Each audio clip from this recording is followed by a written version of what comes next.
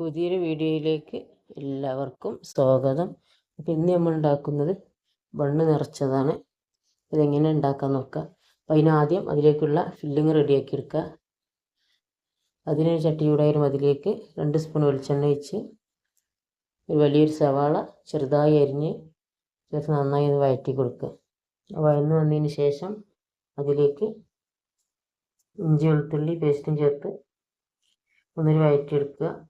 അതിൻ്റെ പച്ചമണം മാറുന്ന വരെ വഴറ്റിയതിന് ശേഷം അതിലേക്ക് പൊടികളൊക്കെ ചേർത്ത് കൊടുക്കുക. 2 സ്പൂണ് ചിക്കൻ മസാല, 1 സ്പൂണ് കുരുമുളക് പൊടി ഇവ ചേർത്ത് 1/4 സ്പൂണ് ഗരം മസാല ഇവ ചേർത്ത് നന്നായി ഒന്ന് മിക്സ് ചെയ്തെടുക്കുക. അതിൻ്റെ പച്ചമണം മാറി വന്നതിന് ശേഷം അതിലേക്ക് ചെറിയൊരു തക്കാളി അരിഞ്ഞ് ചേർത്ത് അതിലൊന്ന് മിക്സാക്കിയതിന് ശേഷം ഒരു പിടി മല്ലിയിലയും ചേർത്ത് വാങ്ങി വെക്കുക. തക്കാളി എല്ലാം വഴറ്റിയെടുക്കണ്ട കേട്ടോ. പിന്നെ ചൂടാറിയതിന് ശേഷം ഫില്ലിങ് നിറക്കുക. അപ്പോൾ അതിനൊരു ബണ്ണെടുത്ത് അതിൻ്റെ ബണ്ണിൻ്റെ അടിയിലെ ഭാഗം ചെറുതായിട്ടൊന്ന് ഒരു പീസ് കട്ട് ചെയ്ത് മാറ്റുക. അപ്പോൾ കട്ട് ചെയ്ത് മാറ്റിയതിന് ചെറുതായിട്ട് ശ്രദ്ധിച്ച് വേണ്ട കട്ട് ചെയ്യാൻ. അപ്പോൾ അത് പൊടിഞ്ഞു പോകാതെ നോക്കണം. അപ്പോൾ കട്ട് ചെയ്ത ആ പീസ് നമ്മൾ മാറ്റിയെടുത്തതിന് ശേഷം ആ പീസ് നമുക്ക് ആവശ്യമുണ്ട് കേട്ടോ. അപ്പോൾ ഇതിൻ്റെ ഉള്ളിൽ ചോറ് കളയണമെന്നൊന്നുമില്ല. നമ്മൾ ചെറുതായിട്ട് ഇത് പ്രസ് ചെയ്ത് കൊടുക്കുകയാണ്. പ്രസ് ചെയ്യുമ്പോൾ തന്നെ നല്ലൊരു കുഴിയായി കിട്ടും. ഇനി ആ കുഴിയിൽ നമുക്ക് ഫില്ലിങ് വെച്ചെടുക്കാം. അപ്പോൾ അതിനൊരു സ്പൂണ് മയോണൈസ് എടുത്ത് ചുറ്റോട് നല്ലോണം ഒന്ന് സ്പ്രെഡ് ചെയ്ത് വെക്കുക. സ്പൂൺ നന്നായിട്ടൊന്ന് സ്പ്രെഡ് ചെയ്തതിന് ശേഷം അതിലേക്ക് ഈ ഫില്ലിങ് നിറച്ച് കൊടുക്കുക. പകുതി ഭാഗം ഫില്ല് ചെയ്തതിന് ശേഷം അതിലേക്ക് ഇനി ഒരു പുഴുങ്ങിയ ഒരു മുട്ടയുടെ പകുതി വെച്ചെടുക്കുക. കമിഴ്ത്തി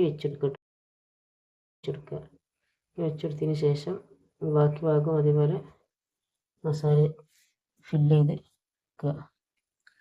ഫില്ലിങ് നിറച്ചതിന് ശേഷം നമ്മളെ കട്ട് ചെയ്ത് വെച്ച ആ പീസില്ലേ, ആ പീസ് അതിൻ്റെ ചോറൊന്നും കളഞ്ഞിട്ടില്ല കേട്ടോ. അത് അതേപോലെ നന്നായിട്ടൊന്ന് പ്രസ് ചെയ്ത് കൊടുത്താൽ ഇത് സെറ്റ് ആയിക്കോളും.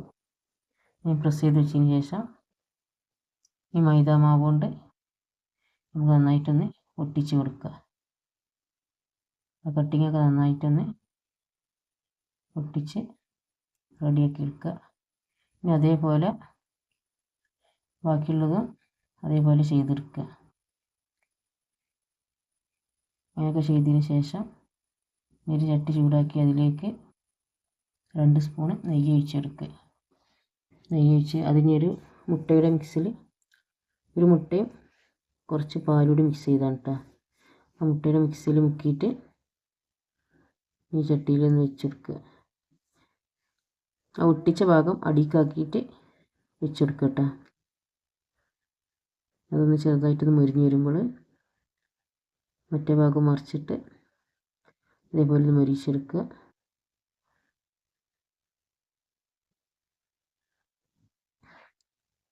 നമ്മൾ ബണ്ണ് 2 ഭാഗം ഫ്രൈ ചെയ്തെടുത്തിട്ടുണ്ട്.